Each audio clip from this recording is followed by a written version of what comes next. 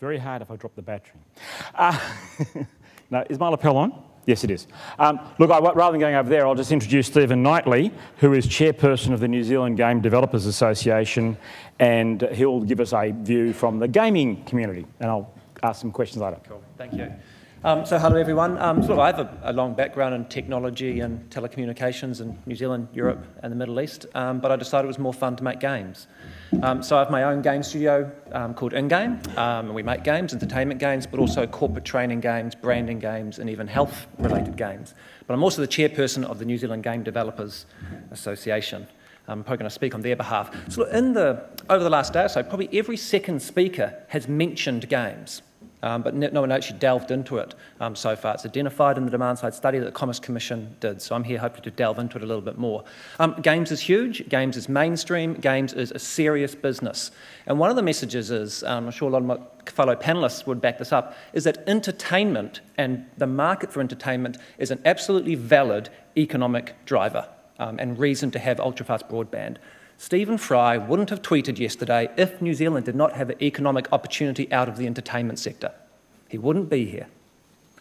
So it's valid that frivolous things like games or talking to each other or social media has an economic impact. And in particular, it's the gateway for people to get onto the internet, to become more advanced digital consumers. And it's the gateway drug. And then they will experience, okay, I can do e-health, I can do e-education and e-learning.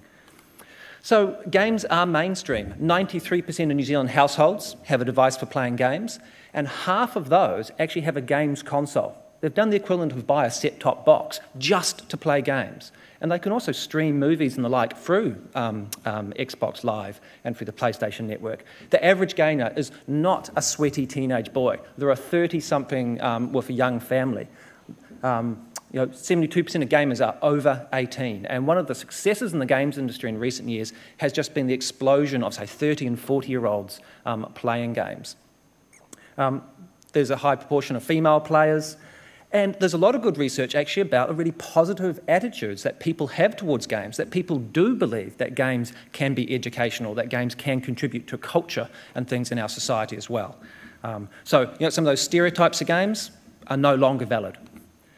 In terms of the games industry, it's already several times larger than the music recording industry. It's larger than the Hollywood box office, not larger when you consider other secondary revenue streams, such as some of my fellow panellists' rights on screen today. Games industry grew about 10% the last few years, but online games and mobile games and tablet games and cloud games, the rates are more like 20 and in some cases 30%. And the great thing for the New Zealand Game Developers Association is that's actually what New Zealand is good at. And so between 2010 and 11, the local games industry grew 46%. From a small base, that's about 110 jobs. But we're very pleased that there's a potential economic opportunity there for New Zealand. And it's high-tech, above-average salaries, full-time jobs, doing digital waitlist exports from New Zealand. Exactly the kind of jobs New Zealand wants to see. But what's interesting is, particularly locally, our strengths are in the digital gaming space.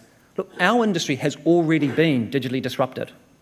A lot of the buzzwords that we would have heard yesterday from some of the futurists and speakers are already the reality of my industry and have been for probably 2 years. We operate freemium business models. We have figured out how to do paywalls that are not a block, but that step players up. So we give our game away for free, and it is more profitable to give the game away for free initially and then charge microtransactions. The games industry has worked out how to make that happen. The games industry is the one that brought Star Trek-style motion devices into our living rooms first. The games industry is the leader at 3D real-time visualization, which is probably going to support a whole lot of the e-education and e-health initiatives that are going to come in future.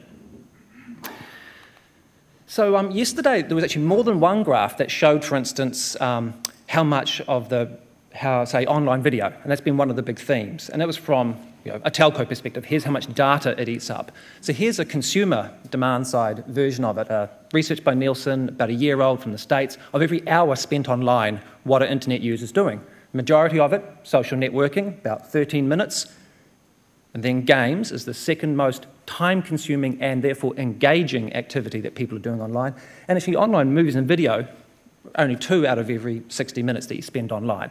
It is fair to say that it is hugely fast growing, but so is social media and gaming. So that's just the flip side from what the consumers experience of what fast broadband looks like to them. And so when we're looking at what kind of services are New Zealand consumers going to want with ultra-fast broadband, the question I ask is, well, what are they willing to pay for? So not what are they interested in, but what are they passionate about? And so this graph comes from an entertainment and sponsorship consultancy called Gemba. It's a tracker of 6,000 New Zealanders. What are you passionate about? So no surprises. Movies, we've talked about. Sports rights, you'll see rugby union and then rugby league are obviously important. But look, games is there. New Zealanders are just as passionate about games as they are about rugby league. And ahead of opera, ahead of cricket, ahead of racing, ahead of many, many things.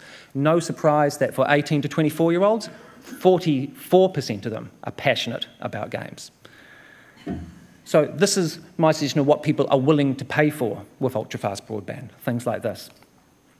So the world's largest entertainment launch ever is Modern Warfare 3, which earned $1 billion in 16 days. Avatar took 17 days, and Harry Potter Deathly Hallows Part 2 took 18 days. But what's interesting about that is 40% of it happened in the first 24 hours, and that's what's possible in a digital world. And just another example of how things are disrupted. But in terms of, say, what would games do with ultra-fast broadband? This is just one example. This is Microsoft's motion detector device called Kinect. And that's a kid pretty much having a blue screen in their own home, playing with Elmo and Sesame Street. And as soon as that becomes a multiplayer game, video conferencing with all their friends, it'll eat up an awful lot of bandwidth. Thanks. Thank you.